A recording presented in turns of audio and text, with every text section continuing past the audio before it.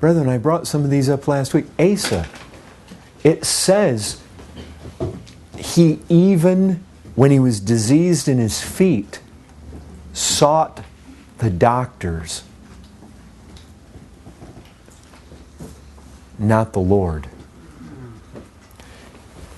Christian,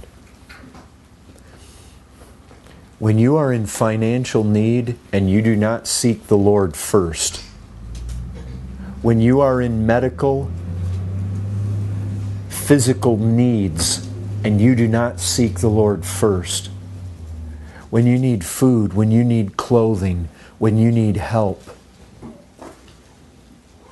when you need a home, when you need a church, when you need understanding, when you need humility, when you need, brethren, whatever it is, if you are not seeking God first, it is proud, it is relying on the arm of the flesh, and God hates it.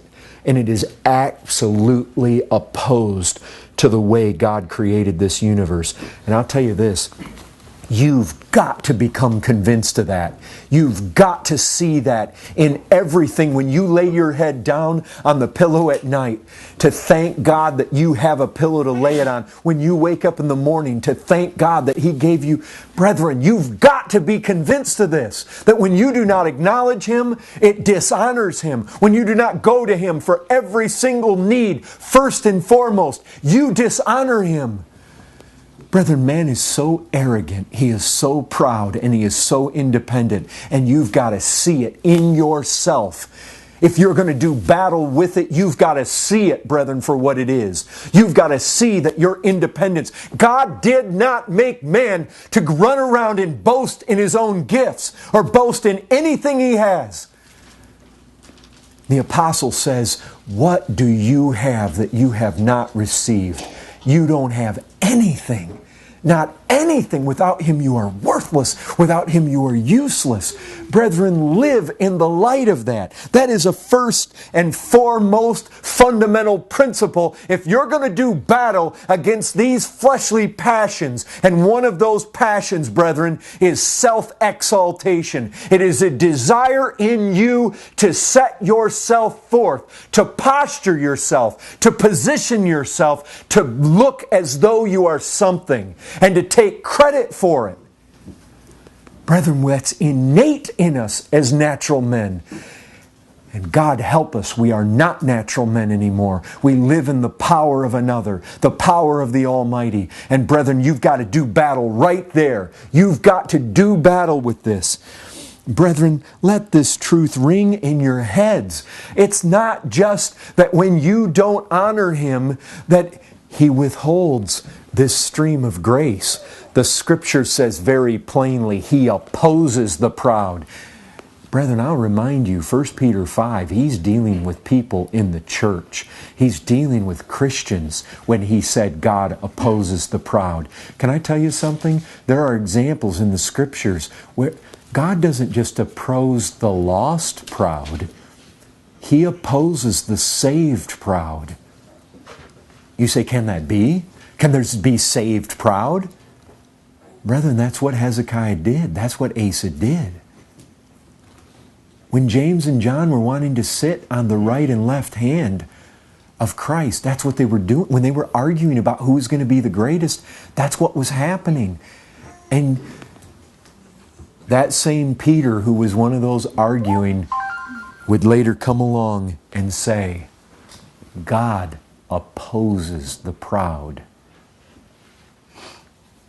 Listen, Peter was pretty haughty. Even if all others deny you, I will not. God let him fall square on his face.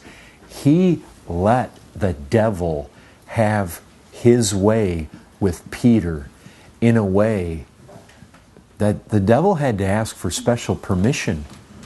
Brethren, when God sets Himself against you to oppose you, watch out, because you will be opposed. So be careful. We've got to be convinced of these things. Brethren, there's two... you've got to be convinced you need this. You need to be convinced. There is too little regard in the church. There's too little regard in the preaching. There's too little regard in yourself, in myself, for this very thing. The call to humility, I'm afraid, has indeed been too little regarded in the church. And I think it has been because its true nature and its true importance has been too little appreciated. And I'll tell you this, humility does not come effortlessly. It comes with battle. It comes with tears. Brethren, it's like everything else in the spiritual realm. It comes through desire. It comes through earnestness. It comes through being persuaded. I need that. It comes through making it one of the chief things you are battering, that battering ram of prayer against the heavens for. Father, give this to me. Give it to me. You tell me that you will conform me to the image of Christ. Give me humility. I see it as a good thing. Clothe yourself with humility, the apostle said. In another place, he said that he urged us, he encouraged us, he exhorted us to walk in a manner worthy of our calling with all humility and gentleness. With all humility, brethren. We've got to be desperate for this. We've got to go after it. We've got to be earnest for it. You pray for it like your soul depends on it, because it does. It does, brethren, it does. And we've got to be convinced of it. And I'm not certain, brethren, that we have been entirely convinced of just how much we need it. It needs to be an object of our special attention, our special desire, our special prayer, an object of our faith. What I mean by that, by faith, brethren, you need to lay hold on this. Lord, you promised that you would conform me to the image of your Son. And one of the crowning characteristics is that He's gentle and lowly in spirit. He did not please Himself. He did not come to be served, but to serve. He told us to follow Him. Lord, please, give us this. You told us that if we would cry out to you, you would not withhold any good thing from us. You told us if we then being evil know how to give good gifts to our children, that how much more would you give every good thing to us that ask? Lord, please, we're asking for this thing. We believe it to be good. We believe it, Lord. It needs to be an object of special practice. We must strategize in pursuit of humility. Jesus said, "Learn of me." Brethren, so many of you young people, you were recently in school or you're now in school. Think about your hardest subject. Did it come easy? You had to learn. You had to study. Brethren, I can tell you this. As I was telling some of the folks down in Laredo on Sunday, I went through 4 levels of calculus. Brethren, you don't learn 4 levels of calculus effortlessly.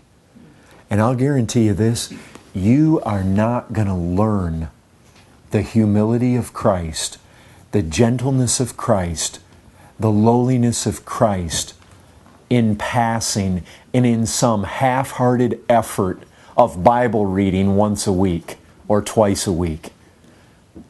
Brethren, you learn calculus by effort, by strain, by sleepless nights, by study. And you're going to learn Christ harder than I learned calculus. I guarantee it, brethren. It's got to be all-out earnestness to learn this humility.